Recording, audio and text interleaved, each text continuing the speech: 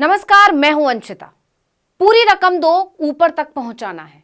ये शब्द किसी गुंडे मवाली या घूसखोर के नहीं है, बल्कि एक ईडी अफसर के हैं। कितनी हैरानी की बात है कि मनी लॉन्ड्रिंग जैसे मामलों में जांच करने वाली केंद्रीय जांच एजेंसी के अफसर खुद घूस लेते हैं। वो भी छोटी मोटी नहीं, करोड़ों की घूस लेते हैं। तमिलनाडु से सामने आए एक मामले ने केंद्रीय जांच एजेंसी को सवालों के कटघरे में खड़ा कर दिया है।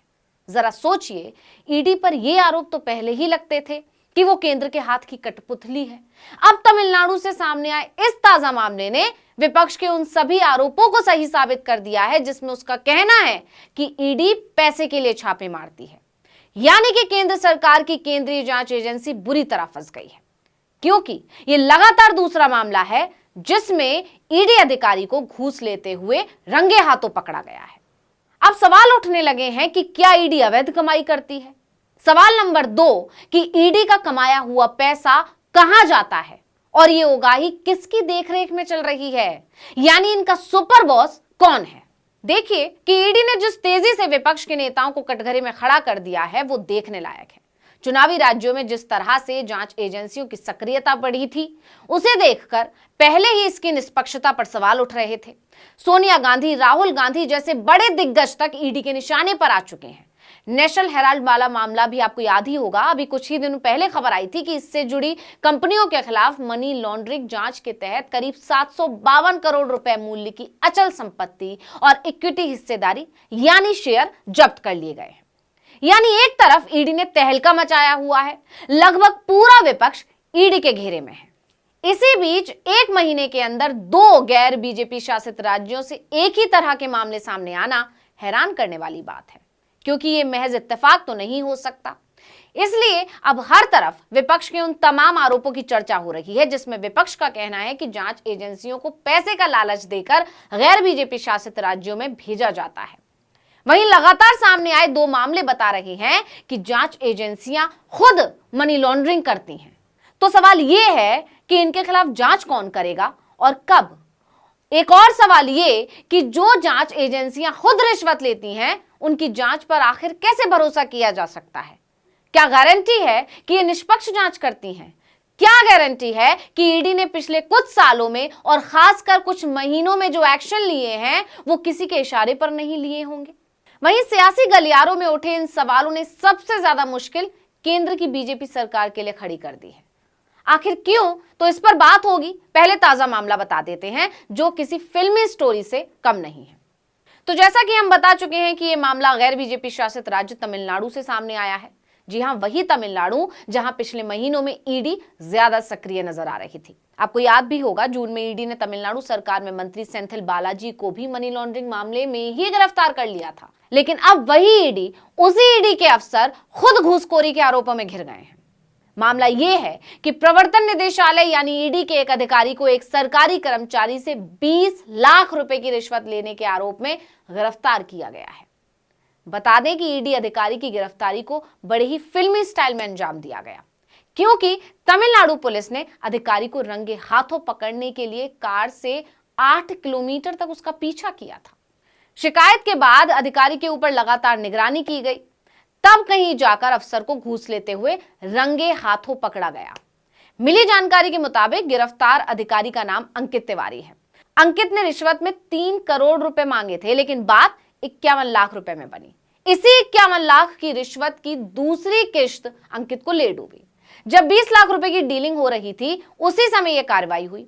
इसके बाद ईडी अधिकारी अंकित तिवारी को डिंगीगुल जिले में एक डॉक्टर से 20 लाख रुपए की रिश्वत लेते हुए रंगे हाथों पकड़ा गया। इसके बाद आरोपी को 15 दिसंबर तक के लिए न्यायिक हिरासत में भेज दिया गया है। इस गिरफ्तारी के बाद डिंडीगुल में उसके घर पर भी छापेमारी हो रही है। जैसे ही मामले में जांच शुरू हुई तो एक के बाद एक परतें खुलती जा रही हैं। जांच में सामने आया है कि इस केस में मदुरई और चेन्नई से ईडी के कई अधिकारी शामिल हैं। तिवारी कई लोगों को ब्लैकमेल कर उनसे करोड़ों की उगाही कर रहा था और वो रिश्वत की इस रकम को अन्य ईडी अधिकारियों में भी बांटता था। यानी कहा जा सकता है कि ईडी अधिकारी मिल बांट कर खा रहे थे। अब बताते हैं कि ईडी अधिकारी ने इस रिश्वतखोरी के कारनामे को अंजाम कैसे दिया। बता दें कि अंकित तिवारी ने 29 अक्टूबर को डिंडीगुल के एक सरकारी कर्मचारी से उसके खिलाफ दर्ज एक मामले में संपर्क किया। हैरानी की बात यह है कि यह मामला पहले ही बंद हो चुका था, लेकिन ईडी अधिकारी ने पीएमओ के नाम का सहारा लिया। अंकित तिवारी ने कहा कि पीएमओ ने ईडी के इस मामले की जांच दोबारा शुरू करने को कहा है। उसे 30 अक्टूबर को मदुरई के ईडी कार्यालय में आना होगा। कर्मचारी डर गया और ईडी ऑफिस पहुंच गया। इसके बाद ईडी अधिकारी ने जाल फेंका और मामले में जांच बंद करने के लिए 3 करोड़ रुपए की रिश्वत मांग ली।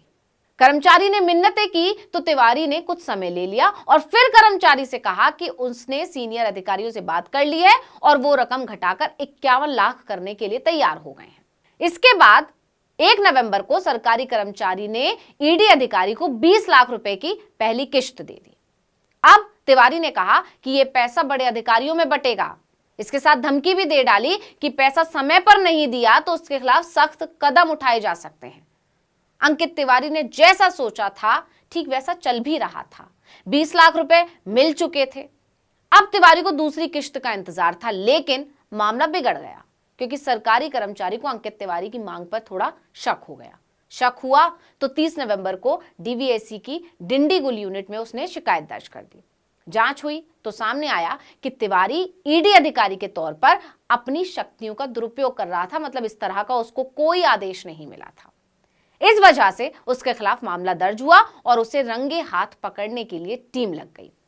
लंबी जद्दोजहद के बाद 1 दिसंबर को अंकित तिवारी को 20 लाख रुपए की दूसरी किश्त लेते हुए पकड़ लिया गया। अब जैसे ही यह मामला सामने आया, राजनीति में उबाल आ गया है। केंद्र की भाजपा सरकार पर भी उंगलियां उठ रही हैं। कांग्रेस और बीजेपी आमने सामने आ गई है।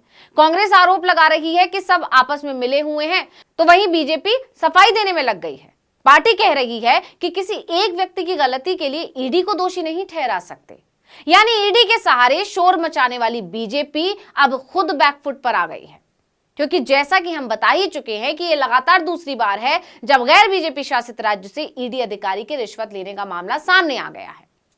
आपको याद होगा, राजस्थान में बीते दिनों ईडी ने कांग्रेस प्रदेश अध्यक्ष गोविंद सिंह डोटासरा के ठिकानों पर छापेमारी की थी। इसके अलावा सीएम गहलोत के बेटे वैभव गहलोत से फेरा से जुड़े मामले में पूछताछ की थी। यानी ईडी काफी सक्रिय थी, लेकिन कुछ दिनों बाद ऐसा मामला सामने आया था जिसने सभी को चौंका दिया था। खबर आई कि राजस्थान एसीबी ने ईडी के एक अधिकारी के खिलाफ एक्शन ले लिया। जांच एजेंसी के अधिकारी पर आरोप लगा था कि उन्होंने बिचौलिए के जरिए 17 लाख रुपए की रिश्वत मांगी थी। एसीबी ने ईडी अधिकारी को आय से ज्यादा संपत्ति के मामले में फंसा लिया और उससे जुड़ी जगहों पर छापेमारी शुरू कर दी। इसके बाद ईडी अधिकारी को अरेस्ट कर लिया। ईडी अधिकारी नवल किशोर पर आरोप था कि चिटफंड से जुड़े एक मामले को बंद करने और संपत्ति कुर्क नहीं करने के साथ ही गिरफ्तारी से बचाने के लिए उसने 17 लाख रुपए की रिश्वत मांगी थी। 15 लाख रुपए पर डील हुई। इसी रकम को लेते हुए एसीबी ने ईडी अधिकारी को गिरफ्तार कर लिया था। अब वापस आते हैं ताजा मामले पर, तो ईडी अधिकारियों की रिश्वतखोरी ने जांच एजेंसी के साथ साथ केंद्र सरकार की भी धज्जियां उड़ा दी हैं, क्योंकि अभी तक तो बीजेपी वाले विपक्ष के नेताओं की छवि खराब करते थे, लेकिन अब विपक्ष रिश्वतखोरी के मामले को मुद्दा बनाकर जांच एजेंसियों के सहारे केंद्र सरकार पर निशाना साधे। इसकी शुरुआत भी हो चुकी है, तभी तो बीजेपी ईडी की तरफ से सफाई देने में लग गई है। बीजेपी वाले कह रहे हैं कि किसी एक व्यक्ति की गलती के लिए ईडी को दोषी नहीं ठहरा सकते।